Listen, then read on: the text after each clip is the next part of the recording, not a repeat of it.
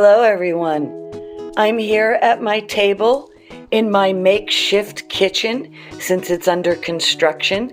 I'm doing all my cooking, all my prepping, everything from a table that I have, and I kind of tried to make it my workspace until the stove is hooked up and everything else is put back in the kitchen.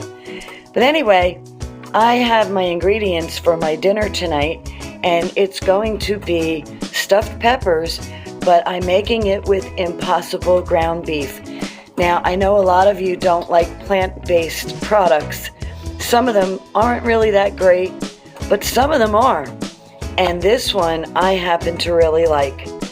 I even had bought a sandwich one time, a burger, that I had gotten out at a fast food place. I don't know if I'm allowed to mention the name of it, but it was so good and it tasted so much like meat.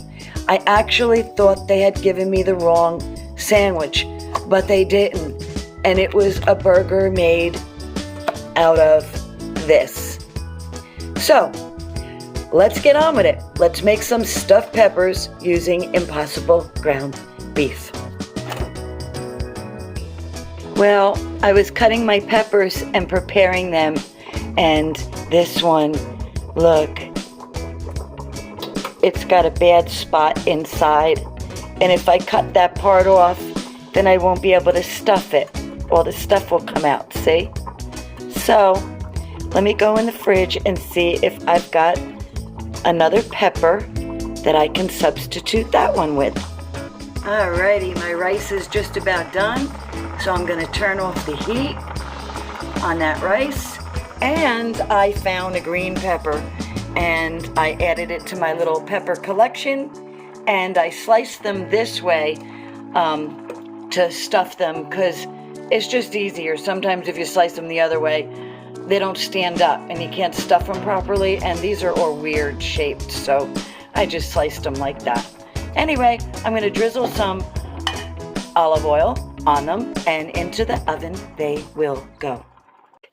It's snowing. It's snowing again, and I thought that I might take the vegetable scraps and throw them to the deer so they have something to nibble on before everything gets covered in white again. All right, my aim stinks, but here goes. All righty, back in to finish the stuffed peppers.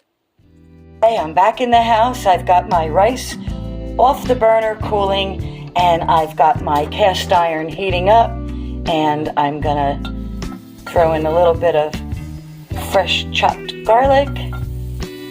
And before that has a chance to even really brown, I'm going to throw the Impossible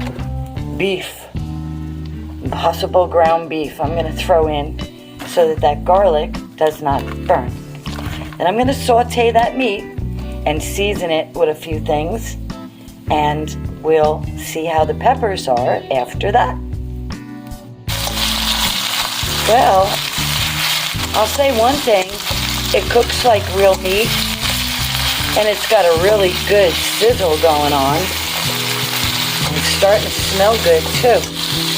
I'm going to season this up right now with a little bit of salt and continue on. And now that that meat is well underway, I'm going to add a little bit more garlic. And now I'm going to add a little bit of oregano, and I'm going to add a little bit of garlic powder.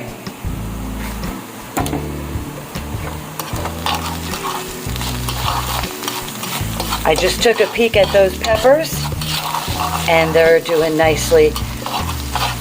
They're softening up just a tad, and then I'll be able to stuff them with this and the rice. And now that the meat is done, I'm going to take it off the heat, and I'm going to hit it up with just a little bit of Worcestershire sauce. Worcestershire, Worcester, whatever. But you know what I mean. And I'm going to hit it up with that and stir that around, and we're going to call the Impossible meat part of this dinner done.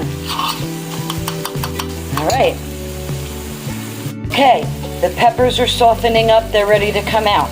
I've got my meat set aside. That browned up nicely. I've got my rice cooked, and that's sitting on the side.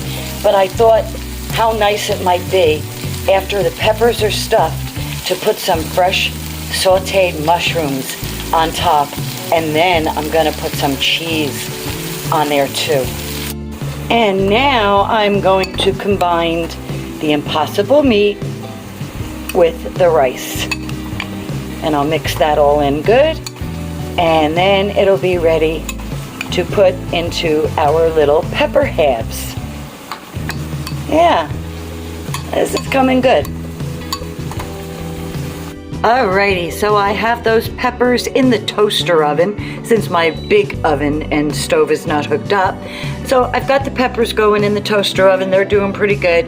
And when I put the mushrooms on the peppers, it reminded me, I went rummaging around the fridge and I have some mushroom ravioli left over. And I'm gonna make some of this and I'm gonna use it as a side dish. I'll dress it up a little bit too, and you'll see, it'll be good. Alrighty, my ravis are all strained and ready to go, and I'm gonna drizzle some olive oil, extra virgin olive oil, on these little baby raviolis, and I'm going to put a little bit more chopped up garlic. Why not, right? Then I'm gonna drizzle on a little bit of fresh tomato and Asiago cheese. Oh, and I have to grab the parsley too, because I definitely want some nice fresh parsley in there as well. All right, everything's coming along good. Alrighty, the side dish is done. Those ravis look great. Alrighty, there it is. A nice dinner plate. You've got your mushroom raviolis, you've got your impossible stuffed peppers, and some feta cheese crumble on top. I say it's time to dig in. Thank you for watching, everyone. Have a good dinner and a good evening too. Bye for now.